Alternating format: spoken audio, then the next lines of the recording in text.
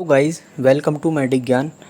बात करेंगे आज स्कैबीज़ इन्फेक्शन के बारे में कि स्कैबीज़ इन्फेक्शन क्या होता है, इसके साइन एंड सिम्टम्स क्या क्या हो सकते हैं और स्कैबीज़ के क्या क्या कारण क्या क्या कॉजेज़ हो सकते हैं और स्कैबीज़ को कैसे हमें डायग्नोस करना है, इसके बारे में बात करेंगे।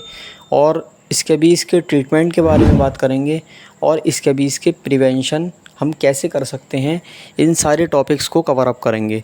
आइए वीडियो को स्टार्ट करते हैं। तो सबसे पहले हम जान लेते हैं कि स्कैबीज़ क्या होता है। तो स्कैबीज़ एक इन्फेक्शन होता है जो कि पैरासाइट के ज़रिए फैलता है। उस पैरासाइट का नाम सारकोप्टेस स्कैबियाई होता है। ये पैरासाइट बहुत इचिंग रैश करता है। ख़ास तौर पर ये इचिंग बॉडी के कुछ पार्ट्स पर ज़्यादा होती है, जैसे wrist, middle of fingers and toe, breast, buttocks and armpits पर ये ज़्यादा इचिंग होती है। एक और ख़ास बात स्कैबीज़ की जान लेते हैं। जो स्कैबीज़ की इचिंग होती है, जो खुजली होती है, वो रात में ज़्यादा होती है, क्योंकि इसका जो पैरासाइट होता है वो रात में एक्टिव होता है और इचिंग मचाता है। ये स्कैबीज़ को डायग्नोस करने का एक मेन पॉइंट है। अब जान लेते हैं कि स्कैबीज़ कैसे फैलता है। तो स्कैबीज़ ये जो इन्फेक्शन है ये एक से दूसरे में फैलता है, पर्सन टू पर्सन कांटेक्ट से ये फैलता है। ये एंडेमिक डिसीज़ होती है जो कि हज़ारों साल से ह्यूमन बींग्स में है और एक से दूसरे के कांटेक्ट में आने से ये फैलती है। इसके फैलने का एक बहुत ज़्यादा कॉमन जो है वो ये है कि ये बेडशीट और कपड़ों के ज़रिए एक से दूसरे में ये इन्फेक्शन फैलता है। ख़ास तौर पर हॉस्टल्स में, अस्पताल में या होटल्स में, जहाँ पर लोगों का आना जाना बहुत ज़्यादा रहता है, वहाँ पर स्कैबीज़ के फैलने के बहुत ज़्यादा चांसेस बढ़ जाते हैं और लोगों को स्कैबीज़ फैलता है। अब स्कैबीज़ के कुछ टाइप्स जान लेते हैं कि स्कैबीज़ के कितने टाइप्स होते हैं, क्योंकि गाइज़ स्कैबीज़ के जब आपको टाइप्स पता होंगे कि आपको कौन से टाइप की स्कैबीज़ है, तो उसका ट्रीटमेंट करना उतना ही आसान होता है। तो स्कैबीज़ के टाइप्स जाने तो normal scabies, second nodular scabies, third crusted scabies. Normal scabies के बारे में जानें तो नॉर्मल स्कैबीज़ में जो इचिंग होती है वो रात में ही ज़्यादा होती है और कुछ जगहों पर ज़्यादा होती है, जैसे wrist, middle of fingers, breast, buttocks and armpits. Second nodular scabies के बारे में जानें। नोड्यूलर स्कैबीज़ क्या होती है। तो नोड्यूलर स्कैबीज़ में हम देखते हैं कि इसमें स्मॉल स्मॉल नोड्यूल्स बॉडी पर बन जाते हैं और इसमें एक इम्पॉर्टेंट बात यह है कि ये प्राइवेट पार्ट्स पर ज़्यादा इचिंग करती है। थर्ड क्रस्टेड स्कैबीज़ के बारे में जानें तो क्रस्टेड स्कैबीज़ जो होती है वो उन लोगों में ज़्यादा देखने को मिलती है जिनकी इम्यूनिटी किसी वजह से सप्रेस रहती है, जैसे कीमोथेरेपी के जो पेशेंट होते हैं, जो एचआईवी के पेशेंट्स होते हैं, उनकी इम्यूनिटी सप्रेस रहती है, जिनकी वजह से उनमें क्रस्टेड स्कैबीज़ होने के ज़्यादा चांसेस हो जाते हैं और उनमें क्रस्टेड स्कैबीज़ हो जाती है। ये क्रस्टेड स्कैबीज़ जो है वो अनकॉमन स्कैबीज़ है और बाकी के दो नोड्यूलर स्कैबीज़ और नॉर्मल स्कैबीज़ जो हैं वो कॉमन स्कैबीज़ हैं। अब जान लेते हैं स्कैबीज़ के ट्रीटमेंट के बारे में। स्कैबीज़ में हम क्या क्या ट्रीटमेंट दे सकते हैं।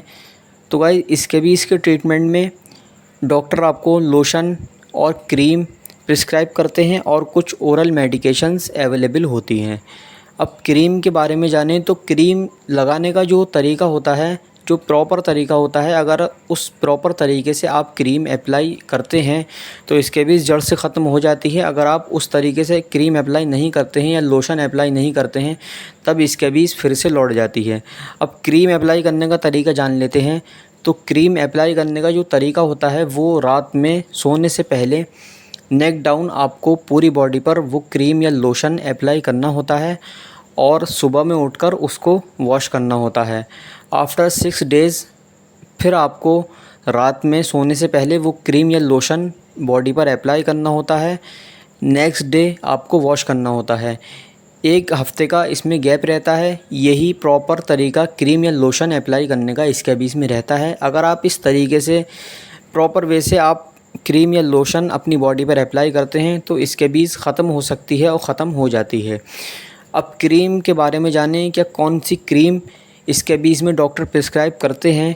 तो स्कैबीज़ में परमेथ्रिन क्रीम या लोशन डॉक्टर इसमें ज़्यादातर प्रिस्क्राइब करते हैं। अब इनके कुछ ब्रांड नेम्स जानें कि परमेथ्रिन के कुछ ब्रांड नेम्स तो स्केबिलाइज इसका ब्रांड नेम है जो कि मैनकाइंड फार्मा बनाती है। सेकंड स्केबिसिप जो कि सिप्ला कंपनी बनाती है। अब कुछ ओरल मेडिकेशंस जान लेते हैं कि ओरल मेडिकेशंस में क्या क्या डॉक्टर प्रिस्क्राइब करते हैं। तो ज़्यादा इचिंग होने पर, ज़्यादा खुजली होने पर डॉक्टर हमको लेवोसिट्राजिन या हाइड्रोक्सीज़ाइन प्रिस्क्राइब करते हैं जो कि इचिंग को रोक देती है। स्कैबीज के ट्रीटमेंट में जो मेडिसिन्स दी जाती हैं वो आइवरमेक्टिन नाम से होती हैं, जो 10 दिन के गैप से एक टैबलेट दी जाती है। और कुछ अलग अलग पेशेंट्स में डॉक्टर अलग अलग प्रिस्क्राइब करते हैं। कुछ सीरियस पेशेंट्स में एंटीबायोटिक्स भी दिए जाते हैं, वो डॉक्टर पेशेंट्स की कंडीशंस को देखकर प्रिस्क्राइब करते हैं। अब सबसे मेन स्कैबीज़ के प्रिवेंशन के बारे में जान लेते हैं कि स्कैबीज़ का प्रिवेंशन हम क्या क्या कर सकते हैं। तो गाइस इसमें कुछ इंस्ट्रक्शन मैं आपको देता हूँ, उन इंस्ट्रक्शन को आप फॉलो करें और स्कैबीज़ से आप ज़्यादातर छुटकारा पा सकते हैं।